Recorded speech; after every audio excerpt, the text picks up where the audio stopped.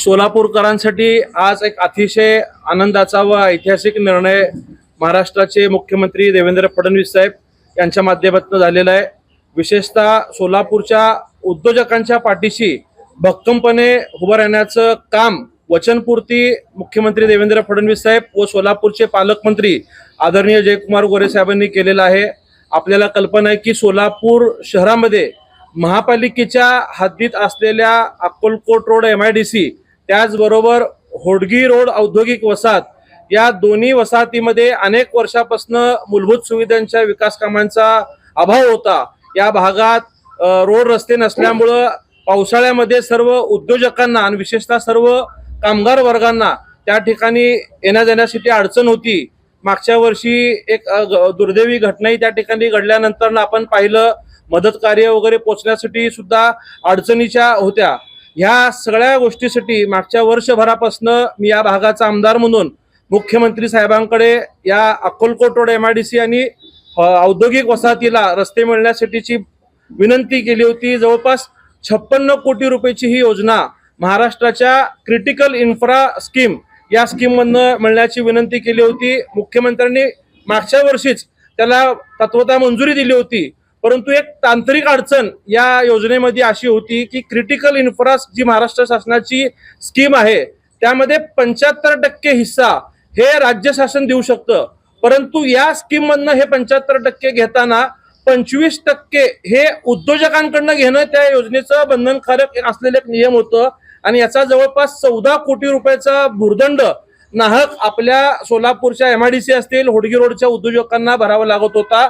आणि आपल्याला कल्पना आहे की महाराष्ट्रात फक्त सोलापूर आणि सांगली या दोनच ठिकाणच्या MIDC जे आहेत त्या महापालिका हद्दीतल्या आहेत। त्यामुळं उद्योग विभागाचं असं म्हणणं होतं की ती विकास कामं महापालिकेने करावी, परंतु ऑलरेडी सोलापूर महानगरपालिका ही ड वर्ग असल्यामुळं त्यांच्याकडे निधीचा अभाव होता। ते काही इतकी रक्कम देत नसल्यामुळं सातत्याने आम्ही असतील, पालकमंत्री जयकुमार गोरे साहेब असतील, पेंटप्पा गड्डम साहेब, चेंबर ऑफ कॉमर्सचे राजू राठी साहेब, आम्ही मुंबईत बैठका घेतल्या आणि मुख्यमंत्री साहेबांना विनंती केलं की आमचा सोलापूरचा वस्त्र उद्योग अडचणीत असताना 14 कोटी रुपये जर उद्योजकांकडनं भरणं आणि पुन्हा महापालिकेला वार्षिक टॅक्स उद्योजकांनी वेगळं भरणं, डबल टॅक्सेशनचा भुर्दंड या उद्योजकांवरती नको म्हणून विनंती केली आणि मुख्यमंत्र्यांनी याबाबतच्या सूचना सुद्धा राज्याच्या मुख्य सचिवांना दिल्या होत्या, परंतु या योजनेतल्या कायदेशीर अडचणीमुळे सातत्याने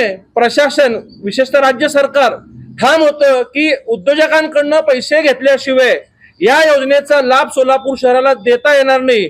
आणि कालच्या अधिवेशनामध्ये मंगळवारी जी कॅबिनेट बैठक होती त्यासाठी पुन्हा पालकमंत्री जयकुमार गोरे भाऊ आणि आम्ही मुख्यमंत्र्यांना भेटलो आणि त्या ठिकाणी मुख्य सचिवांना मुख्यमंत्र्यांनी निर्णय असं आदेश दिला की विशेष बाब म्हणून आपण हा निर्णय घ्यावा।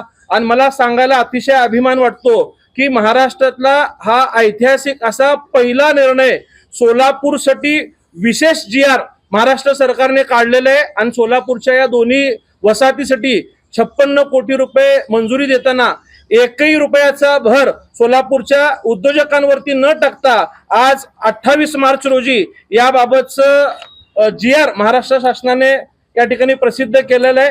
आणि जो वचन भाजपच्या वतीने विशेषतः मुख्यमंत्री साहेब आणि पालकमंत्री साहेबांनी महानगरपालिकेच्या निवडणुकीच्या काळात सोलापूरच्या उद्योजकांना आणि कामगारांना दिला होता तो खऱ्या अर्थाने आज पूर्णत्वास येत असल्याचा मला निश्चित समाधान आनंद आहे।